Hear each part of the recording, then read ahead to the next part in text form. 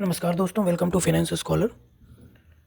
आज हम बात करेंगे 3 इंपॉर्टेंट टर्म्स के बारे में जो फिनेंशियल वर्ल्ड में काफ़ी कॉमन है, जैसे प्लेज, हाइपोथिकेशन और मॉर्टगेज। फ्रेंड्स, ये टर्म्स काफ़ी कंफ्यूजिंग लगते हैं, लेकिन मैं आपको इजी वे में समझाऊंगा। सबसे पहले हम समझते हैं कि बैंकिंग टर्म्स में चार्ज क्या होता है। हाइपोथिकेशन, मॉर्टगेज और चार्ज सभी चार्जेस के ही टाइप हैं। So charge is refers to a legal right और इंटरेस्ट दैट अ लेंडर और creditor can take over a borrower asset to secure debt or obligation. It provides the lender a claim over the asset in case of default. तो basically charge का मतलब है कि एक legal right या interest जो lender या creditor को मिलता है जब बोरोवर अपने एसेट को डेप्ट या ऑब्लिगेशन सिक्योर करने के लिए दे देता है। इससे लेंडर को एसेट पर क्लेम मिलता है, और अगर बोरोवर रिपेमेंट करने में फेल हो जाता है या डिफ़ॉल्ट कर देता है तो जो हमारा लेंडर होता है उस चार्ज के थ्रू जो भी उसका डेप्थ है उसको रिकवर कर सकता है। तो अब हम बात करते हैं डिफरेंट काइंड ऑफ चार्जेस जो कि फिनेंशियल इंस्टीट्यूशन, बैंक्स या इंडिविजुअल लगाते हैं, जिनमें से पहला है प्लेज। प्लेज क्या है? The transfer of goods as security with position given to the lender. तो फ्रेंड्स, इसमें क्या होता है, जब बोरोवर अपने मूवेबल एसेट जैसे कि गोल्ड है, स्टॉक्स है ना, या गुड्स है, लेंडर को एज अ सिक्योरिटी देता है और लेंडर उसका पोजीशन रखता है। मतलब जो पोजीशन होता है वो लेंडर के पास होता है, ठीक है, और जो बोरोवर होता है वो उसको एज अ सिक्योरिटी देता है। तो इसको क्या बोलते हैं हम लोग? प्लेज बोलते हैं, ठीक है। और ओनरशिप जो रहेगा वो बोरोवर का ही रहता है, ठीक। हाइपोथिकेशन के केस में क्या होता है? Charging movable asset as a security without transferring position. तो इसमें क्या होता है फ्रेंड्स, बोरोवर अपने मूवेबल एसेट को सिक्योरिटी के तौर पर चार्ज करता है, लेकिन जो पोजीशन होता है वो बोरोवर के पास ही रहता है, ठीक है। मॉर्टगेज के केस में क्या होता है? मॉर्टगेज के केस में charging immovable property as security for a loan. तो मॉर्टगेज बेसिकली किस पे होता है? जो इमूवेबल प्रॉपर्टीज़ होती हैं जो कि अर्थ से अटैच्ड होती हैं, ठीक है ना, उनको एज अ अगर सिक्योरिटी जो बोरोवर है वो रखता है तो उस पर ये चार्ज क्रिएट होता है। तो जब बोरोवर अपनी इमूवेबल प्रॉपर्टी को लोन के लिए सिक्योरिटी देता है तो इस केस में क्या होता है कि जो पोजीशन होता है वो तो बोरोवर के पास ही रहता है और जो ओनरशिप होती है वो भी बोरोवर के पास ही रहती है। बट मॉर्टगेज के केस में जो बैंक होता है या जो भी फाइनेंशियल इंस्टीट्यूशन होता है वो अगर जो उसका बोरोइंग मनी है या जो उसने डेप्थ दिया हुआ है वो रिपे नहीं करता है तो बैंक उसको अपने अधिकृत में लेके उसको सेल भी कर सकता है, ठीक है। तो ये तो डेफिनेशन हो गई।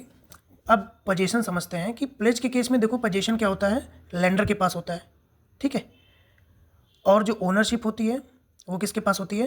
वो होती है बोरोवर के पास। जैसे कि जब गोल्ड लोन हम लोग लेने जाते हैं, जब कोई कस्टमर गोल्ड लोन लेने जाता है उस केस में क्या होता है, जो बैंक होता है वो गोल्ड आपका रख लेता है और उसके अगेंस्ट में आपको लोन दे देता है।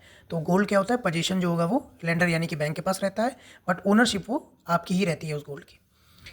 फिर हाइपोथिकेशन के केस में क्या होता है? जैसे हम कार लोन लेने जाते हैं तो कार के केस में क्या होता है, फॉर एग्जांपल 10 लाख का लोन है कार का, ठीक है, और 12 लाख की कार है, ठीक।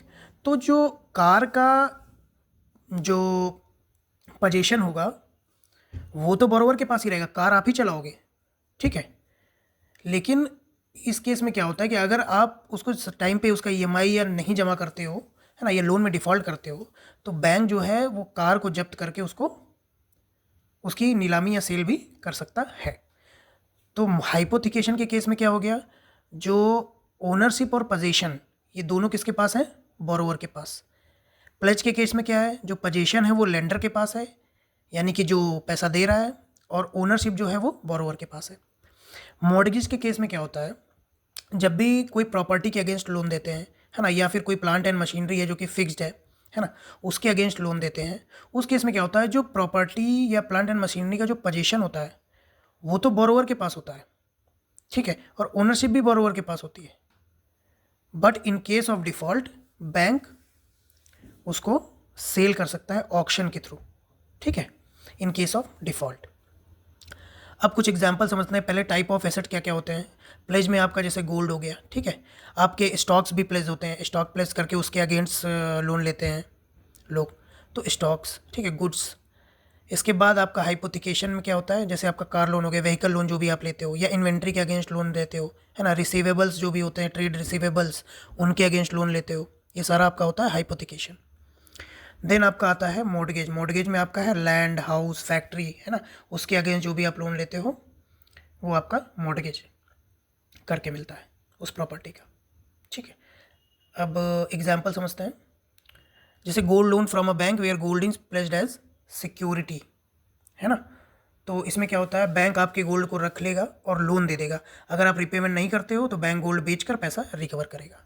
ठीक है, तो ये आपका गोल्ड लोन का एग्जांपल है। फिर कार लोन में क्या होता है, कार लोन में भी जो आपका मॉर्गेज है, कार को मॉर्गेज जैसे ही जब आप कार लोन लोगे तो लेंडर क्या करेगा, आपका कार का मॉर्गेज करेगा। ठीक है, उस केस में क्या होगा कि अगर जो जो है हाइपोथिकेशन होता है वो बैंक के नाम पे रजिस्टर होता है। ठीक है, अगर जो बोरोवर है वो रिपेमेंट नहीं कर पाता है तो बैंक गाड़ी जो है उसको सीज कर सकता है और फिर उसको सेल भी कर सकता है। ठीक है, तो राइट्स यहाँ पे लेंडर का राइट्स ये है कि वो जो है डिफ़ॉल्ट होने पर एसेट को सीज भी कर सकता है। होम लोन के केस में क्या होता है, होम लोन के केस में ये होता है कि बैंक आपके घर को मॉर्गेज करेगा और अगर आप लोन डिफ़ॉल्ट करते हैं तो बैंक घर ऑक्शन करके पैसा रिकवर करेगा। ठीक है, तो ये बेसिक डिफरेंसेस हैं। और जो राइट्स ऑफ लेंडर, तो प्लेज के केस में क्या होता है, जो लेंडर का राइट होता है वो बैंक जो है वो आपके एसेट को बेच सकता है और सेल भी कर सकता है। इसके बाद हाइपोथिकेशन में उसका राइट क्या है कि वो सीज कर सकता है और सीज करने के बाद सेल भी कर सकता है। मॉर्गेज के केस में भी जो आपका प्रॉपर्टी है, प्लांट एंड मशीनरी है ना, उसका ऑक्शन करेगा, सेल करेगा और फिर जो भी उसका बकाया है उसको रिकवर करेगा। ठीक है, तो दोस्तों प्लेज, हाइपोथिकेशन और मॉर्गेज में बेसिक डिफरेंस आपको समझ में आ गए। तो अगर आपको ये एक्सप्लेनेशन पसंद आई है तो कृपया वीडियो को लाइक करें, शेयर करें और चैनल को सब्सक्राइब करें। धन्यवाद।